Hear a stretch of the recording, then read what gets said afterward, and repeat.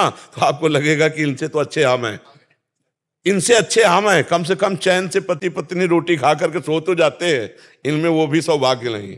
आप मतलब तो इसलिए भगवान के सम्मुख होकर नाम जप करते हुए हमारा जो दुख सुख आवे उसको काट ले और भगवत प्राप्ति करे। नहीं तो मनुष्य जीवन यहाँ कहीं भी किसी भी जगह, आप तो अपनी आयु भोगे हो।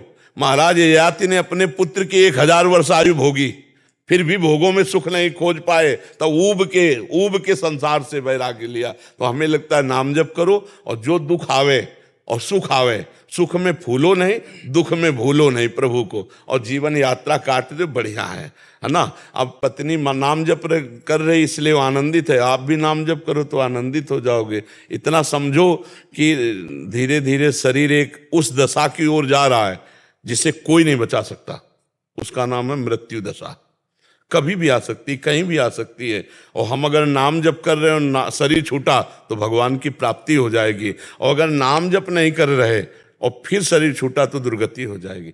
पुत्र के बहाने नारायण बुलाया तो भगवत प्राप्ति हो गई, हम जान के नारायण बोलेंगे तो हमें भगवत प्राप्ति नहीं होगी। हाँ, इसलिए नाम जप करते रहो, जीवन का सार नाम जप। दुख सुख तो राम जी को भी भोगने पड़े और श्याम जी को भी भोगने पड़े।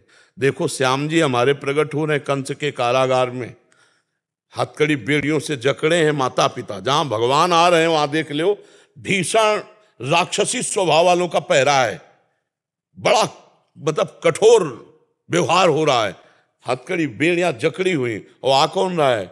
समस्त बंधनों से मुक्त करने वाला परमात्मा।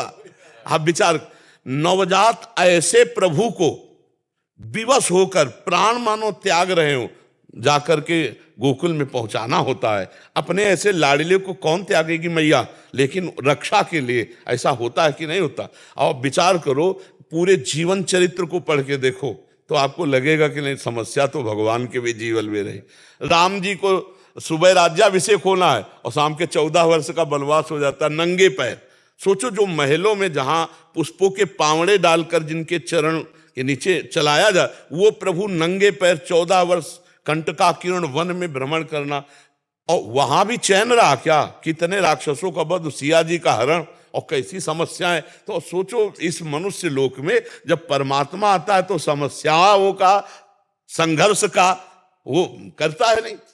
तो हमको भी संघर्ष और समस्याओं से लड़ना पड़ेगा, हमें उबना नहीं। सोचो, पिताजी पधार रहे हैं, माताजी विधवा हो रही, वैधव्य को प्राप्त हो रहे, सिया जी का अपहरण हो रहा है, कितने बड़े बड़े कष्ट भगवान को पग पग पर देख लो। तो हम मनुष्य हैं यार, उन्हीं की आराधना तो कर रहे हैं। हर समस्या से लड़ेंगे और आपका नाम स्मरण करेंगे, और हर दुख में आपकी जय बोलेंगे।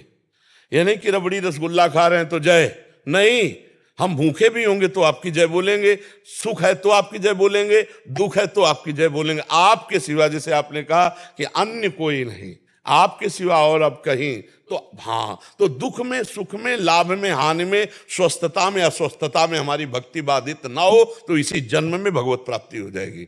नहीं तो फिर माया का तो बहुत विचित्र रूप है, पता नहीं क्या बनना पड़े। इस बार मनुष्य बने, फिर पता नहीं सुअर कुत्ता गधा क्या बनावे भगवान। इसलिए हम नाम जप कर ले और इस जन्म में ऐसा भजन कर ले कि या तो आगे जन्म ना हो, और जन्म हो तो फिर किसी भक्त के यहाँ हो, जहाँ जन्म से हम भगवान की आराधना करें, भगवान की जूठन पाकर के। जब जैसे आप लोग हो, जूठल से ही पैदा हुए, मतलब आपके पिताजी रहे गिरिराज जी की सेवा करके गिरिराज जी की जूठल पाते रहे, उससे आप आए, और पैदा होते ही जूठल मिलती रही, और जब तक पधारोगे ले इन्हीं की जूठल पाली है। तो ये जीवन क्या है? ये तो भागवतिक जीवन है, भगवत स्वरूप जीवन है।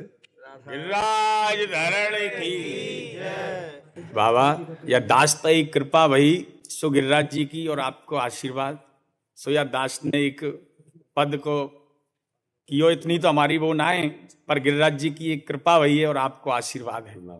जो ब्रज 84 कोष के निकट श्री गिरिराज बाबा विराजमान है, और ब्रज 84 कोष के मुकुटमणि हैं, वो हमारे श्री गिरिराज बाबा हैं।